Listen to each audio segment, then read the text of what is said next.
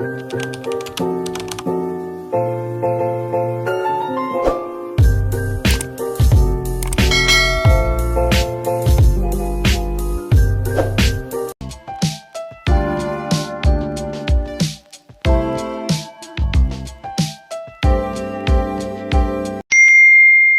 okay, I'm fine. Kincana, Kincana, teng neng neng neng neng.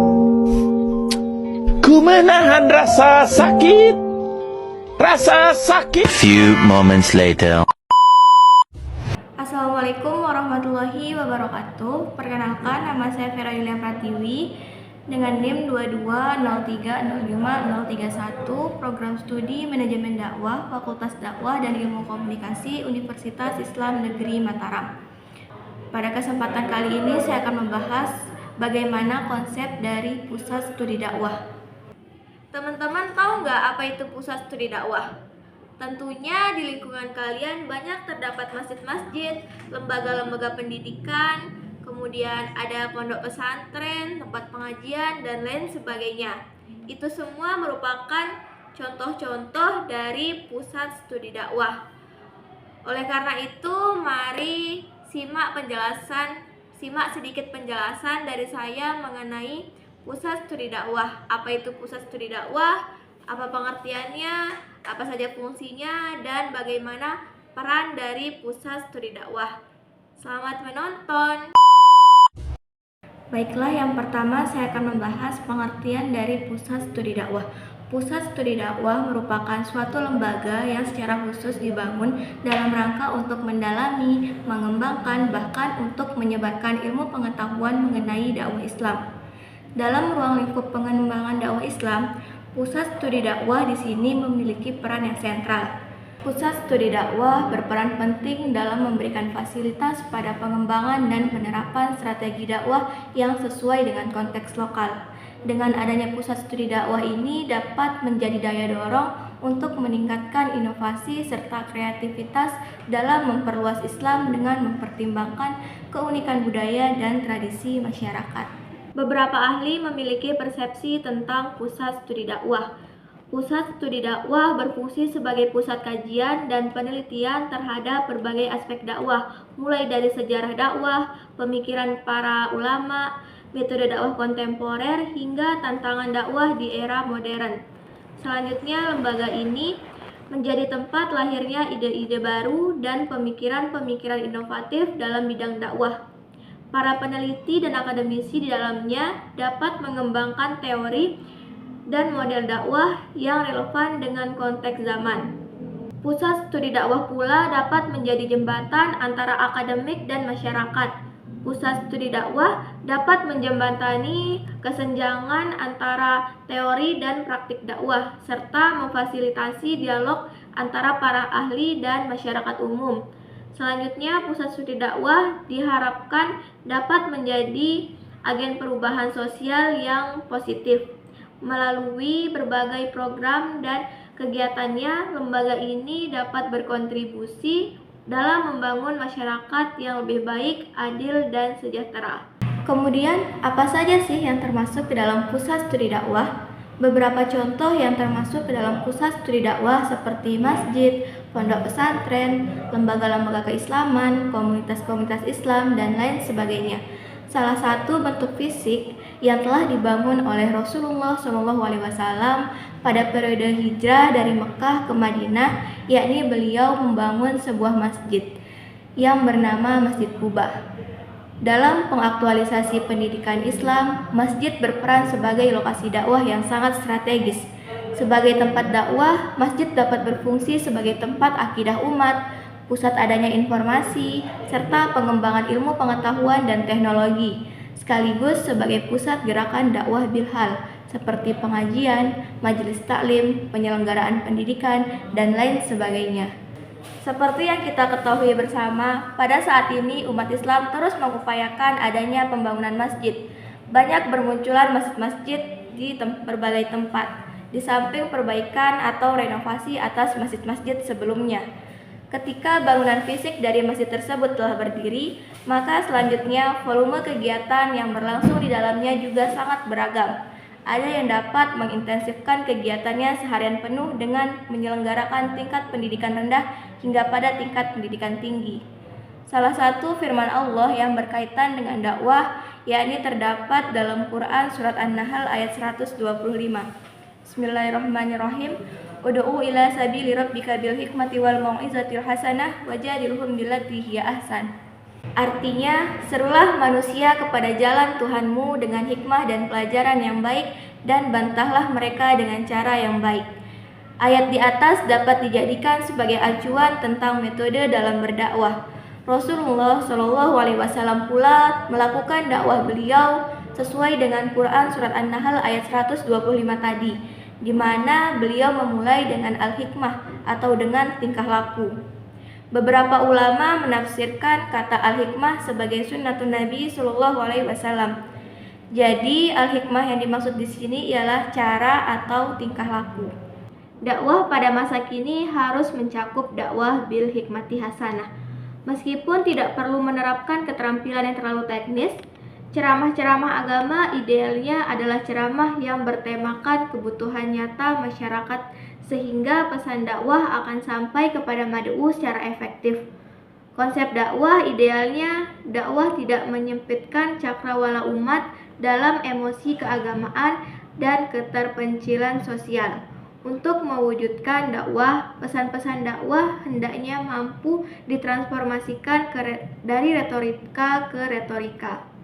Pada saat Rasulullah Shallallahu Alaihi Wasallam menyebarkan dakwah selama 13 tahun, beliau menggunakan metode dakwah bil hal. Rasulullah Shallallahu Alaihi Wasallam pula disebut sebagai uswatun hasanah dan beliau dijuluki sebagai al-amin atau orang yang dapat dipercaya karena akhlak dan perangai beliau. Metode bil hal digunakan sebagai fondasi dalam pergerakan dakwah Islam. Setelah itu barulah menggunakan metode yang kedua, seperti yang dijelaskan dalam Quran surat An-Nahl ayat 125, yakni dengan wal mau'izatil hasanah, dengan menggunakan bahasa yang baik, sopan, santun, dan juga lembut. Al-mau'izatil hasanah adalah nasihat atau pengajaran yang baik yang dapat diberikan pada masyarakat luas. Dakwah ini dapat dilaksanakan dalam lembaga-lembaga formal seperti lembaga pendidikan dan lain sebagainya dengan mengajarkan Al-Quran dalam arti yang luas. Dan yang ketiga atau yang terakhir, menggunakan metode wajadilhum billati hiya ahsan dengan berdialog atau berdiskusi. Bisa juga dengan menggunakan bil kitabah, yakni dengan tulisan atau teks.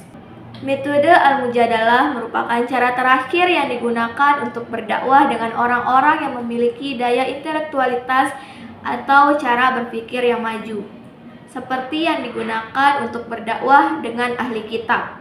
Oleh karena itu, Al-Quran juga memberi perhatian khusus tentang berdakwah dengan ahli kitab, karena mereka memang telah dibekali pemahaman keagamaan dari utusan-utusan terdahulunya.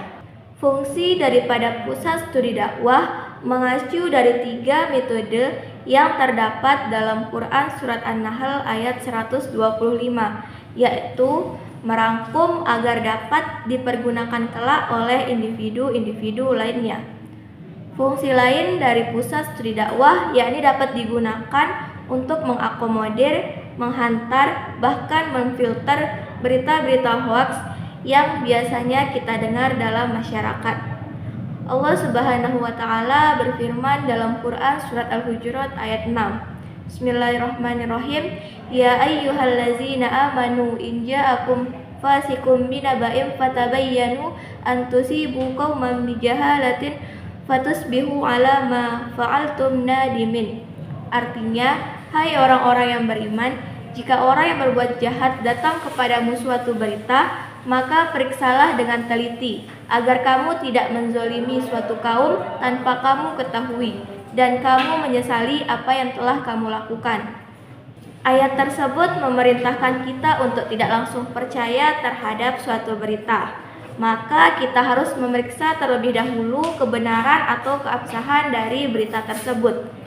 Seorang dai haruslah mampu untuk memfilter dan memverifikasi materi, bahkan argumentasi yang hendak disampaikan dalam majelis ilmu. Sehingga dengan adanya pusat studi dakwah ini mampu mencetak dai-dai yang diharapkan dapat mensyiarkan pesan Islam dengan efektif dan relevan dengan kebutuhan masyarakat saat ini. Kemudian, apa saja sih peran dari pusat studi dakwah? Di sini saya akan memaparkan beberapa peran dari pusat studi dakwah. Yang pertama ada dalam keluarga, kemudian dalam masyarakat, dan yang ketiga serta bagi umat, bangsa, dan negara. Yang pertama dalam lingkungan keluarga. Pusat studi dakwah berperan sebagai manajemen konflik sesuai dengan penggalan dari firman Allah, yakni Qu anfusakum wa ahlikum naro. Jagalah dirimu dan keluargamu dari api neraka. Jika kita menerima informasi-informasi yang dapat menimbulkan konflik, maka hendaknya kita fatabayanu sesuai dengan Quran surat Al-Hujurat tadi, yakni memverifikasi terlebih dahulu informasi yang kita terima agar informasi tersebut tidak berkelanjutan yang akan menimbulkan terjadinya konflik. Yang kedua dalam masyarakat. Pusat studi dakwah berperan sebagai agent of control sosial. Sebagaimana yang telah dicontohkan oleh Rasulullah SAW pada saat beliau berdakwah, beliau menggunakan bahasa atau narasi yang baik, memberikan teks-teks yang dapat memberikan pandangan bahkan pola pikir yang lebih luas, sehingga dengan adanya pusat studi dakwah, informasi-informasi, teks-teks, bahkan narasi-narasi dakwah dapat menangkal terjadinya konflik yang dapat menimbulkan perdebatan karena perbedaan cara pandang antara masyarakat yang satu dengan masyarakat lainnya. Selanjutnya, peran pusat studi dakwah dalam kehidupan berbangsa dan bernegara. Pusat studi dakwah bertujuan untuk menciptakan negara yang baldatun, thayyibatun, warobun, ghafur. Dalam menjalankan misi dakwah, sebagai pemangku kebijakan dapat dilakukan secara bebas, namun yang tetap harus diperhatikan yakni warobun ghafur, diampuni atau direstui oleh Tuhanmu. Maka dari kata wal mau'izatil hasanah dapat berkembang menjadi beberapa narasi seperti qaulan karimah, berucap dengan bahasa mulia tanpa menjatuhkan, qaulan baligo, qaulan layyina, dan lain sebagainya. Maka kelolalah amar ma'ruf nahi mungkar tersebut. Pusat studi dakwah pula berperan dalam hal penyebaran ilmu pengetahuan dan informasi tentang ajaran Islam.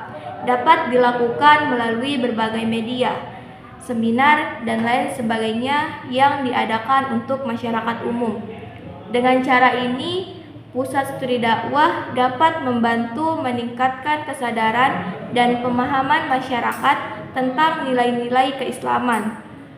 Pusat studi dakwah turut serta pula dalam pembentukan kader-kader dakwah yang berkualitas. Melalui pelatihan dan pendidikan dapat mempersiapkan generasi selanjutnya untuk menjadi dai yang dapat membawa ajaran Islam dengan baik dan benar. Dari beberapa pemaparan sebelumnya, dapat ditarik kesimpulan bahwa pusat studi dakwah merupakan lembaga kunci dalam pengembangan dan penyebaran Islam. Lembaga ini berperan penting dalam mendalami, mengembangkan, dan menyebarkan ilmu pengetahuan yang berkaitan dengan dakwah. Dengan fokus pada pendekatan yang relevan dengan konteks lokal, pusat studi dakwah mendorong inovasi serta kreativitas dalam berdakwah. Salah satu bentuk fisik dari pusat studi dakwah ialah masjid. Masjid memiliki peran yang strategis dalam berbagai aktivitas keagamaan dan sosial. Metode dakwah yang efektif seperti yang telah dicontohkan oleh Rasulullah SAW menjadi salah satu kajian utama dalam pusat studi dakwah.